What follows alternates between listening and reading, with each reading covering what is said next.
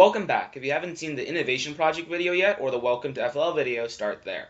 They cover the big picture of the program and how it fits all together. Today we're moving from that project work to the robot itself, how to design and build a robot and the attachment it carries that can actually get out onto the table and complete your missions. A quick heads up, most of you all will be using the white, yellow, and cyan Spike Prime kits. Some of the pictures in this presentation, you will notice that there are gray and red. These are the old EV3 robots. Don't worry about the difference for now because the functionality we'll be explaining is almost identical. So, what actually goes into robot design? Well, at its core, you're building one base robot that has to navigate the map and a set of attachments that interact with the mission models on it. These attachments can be taken off or put on at different times so that you can do multiple different tasks with different attachments. And that's the whole job. But here's the thing, this is never one and done build. It's a loop. You design something, you build it, you test it against missions, and then you redesign based off of what you learned.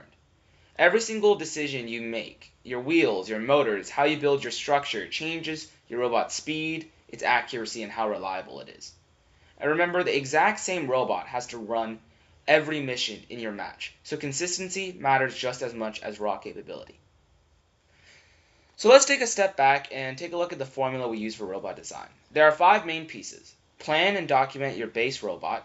Build strong and reliable structures for that base robot.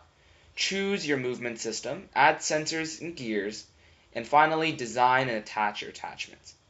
Unlike the Innovation Project, where we spent almost the whole video on step 1, today we're going to move through all 5, because each one is a focused, practical topic on its own.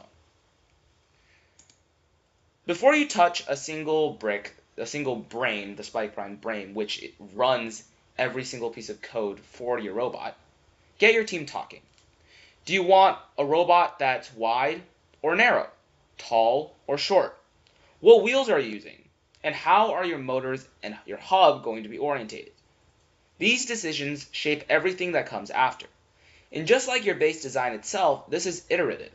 Expect to sketch something out, build it, realize it's not quite right, and revise it. While you're doing that, document your process. It can be as simple as running a running Google Doc or a detailed full build log with photos. Either works.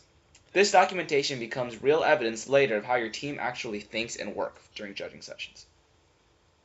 Once your plan is set, it's time to build something that actually holds together. So here are some of the Lego pieces that you are going to be using to build something. These, as shown here, are Technic beams. Technic beams connect with pins and axles, not by stacking studs like the classic Lego way. So in just these holes, you have a pin, and therefore you can attach different pieces together like that. And here's a rule of thumb. The more you overlap you have between the pieces, the stronger that connection is. If you want a joint that won't twist, use 2 or 3 pins instead of just 1. For right angles, you should use perpendicular connectors and L-shaped lift arms, as shown here. This is an L beam. This gives you a hard right angle that can withstand load and pressure, unlike a basic joint. And if part of your structure needs to resist being pulled apart, add cross bracing. Lego connections are strong when you push or slide pieces together, but weak when you pull them apart. Cross bracing fixes that exact issue. Here's an example of something you can use for cross bracing down here. Next, we can talk about choosing your motors. This is an important step because there's 3 different types of motors, but there's large, medium, and small. Small motors are basically not used anywhere, so we'll be focusing on large and medium. The difference is this. Large motors give you more power. So they're your go-to for driving your wheels or lifting something heavy. Medium motors are lighter and more compact, which make them a great fit for attachments or smaller robot overall. The real rule here is to match your motor to your task in front of you, not just grab whatever's closest. And remember, every motor you add changes your robot's size, weight, and balance. So think about that as you go. Typically what we do is we use large motors for driving, and then medium motors for your attachments. But sometimes you can use the other way around or just completely large motors. In the end, it's your choice. Wheels matter more than people think. Narrow wheels turn more precisely than wide ones. Solid wheels behave more consistently than squishy ones because they flex under load. In general, smaller wheels give you more accuracy, while larger wheels give you more speed. And then there's your trailing wheel, the one that supports your robot's weight in the back. You've got a few options. Swivel casters, non-swivel wheels, and ball casters, as shown here, and a swivel caster, as shown here. Or you can just use a slider, as shown here. The idea for your trailing wheel is that the lower friction in that trailing wheel, the more predictable your turns will be. So therefore, ball casters like this are often go-to. Next, sensors and frame. An important sensor is the color and light sensors, because they read the surface of the mat, which is how your robot follows lines or squares itself up on a line before a mission. But here's the catch. Ambient light in the room can throw those readings off, since how it works is basically there is a small little light on the camera, and then there is a receiver for that light, and then it picks up the intensity of the reflected light from the mat. And if there's lighting around it that's varying or ambient, then that can really throw your readings off and mess up something that you prepared at home, and therefore it doesn't work during competition. That's where a frame around your robot, as shown here, comes in pretty handy. So the frame actually is extremely important because it has multiple features that help your robot. First, as I said, it shields your light sensors from ambient light pretty well. Also, because it's such a nice, right angles and flat edges, it's great for squaring against walls to make sure your robot is at a set angle. And also, it helps your robot gain structural strength and make sure that your wheels don't start going sideways, and basically makes your robot both compact and strong. And finally, it makes it easy to add attachments by just using axles to slide attachments onto the top of the frame. So a frame is something that is definitely needed for all of your robots. Next, let's talk about gears. So there are a certain amount of gears that you're allowed to use. So spur gears shift your action of rotation sideways, as shown here. Here are two spurs interlocked together. They're your basic gears. They're next to each other, and they rotate. And one rotates the other, and they rotate in opposite directions. Then it's bevel and crown gears. So here in the top right, you can see bevel and crown gears. This changes your axis of rotation by 90 degrees, which is useful for arms. Gearing down is basically where you connect a smaller gear to a bigger one, which trades speed for torque, while gearing up does the opposite. It basically means that if you want your attachment to have more speed than strength, connect a small gear directly onto your motor and a larger gear to manipulate your attachment. And if you want to have more strength, do the opposite. If you need to lift something heavy without straining your motor, a worm gear is your friend, because it can only be turned from the input side and has immense torque. A gear rack turns rotation into straight line motion, as shown here. And you won't use all of these on the robot, but it's worth knowing what's in the toolbox. Specifically for this one down here, it's good for making an elevator if you choose to do it. But the problem with that is that a lot of time it doesn't have enough strength for most of the things we're trying to do, and it can break very easily. Now, attachments. They can be motorized, meaning they are driven by their own motor, or passive, meaning they rely on gravity, friction, elastic bands, or the robot driving into something to do their job. If you're building a motorized attachment, design the connection point to come on and off quickly. As you can see here, here's a knob wheel connected to the head of the motor, which has different axle to pin converters on it.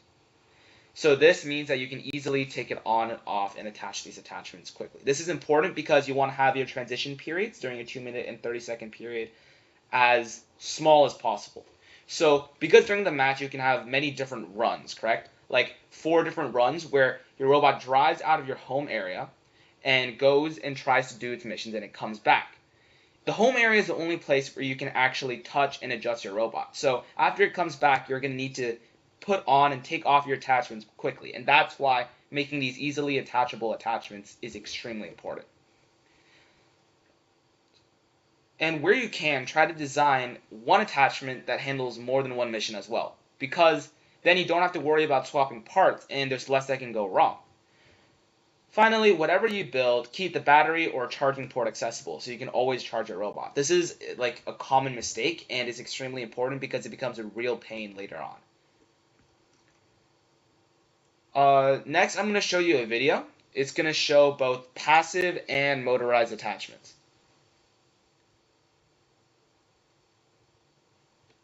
So as you can see here, it drives in. So something important to note there is it first pushes this orange button in. This is an example of a passive attachment because just based off of driving your robot, it completes a task. Then, if you could see over here, this just spun the other orange lever. And that's controlled by a motor, so it's motorized. And finally, while driving back, we pull back the orange lever on the top right, over here. And that is another example of a passive attachment. You can see there that we did multiple tasks at the same time, which is what you want to try to do with a lot of your attachments. That allows you to maximize points while having minimal time. At the end, you're about to see how we remove attachments really quickly. So this is where we use the axle to pin converters that we talked about. Like this, axle and pin converters. They're basically used so that you can basically slide it really easily onto your frame. So for the transition, you can see that we can easily take the attachment off and attach another attachment on.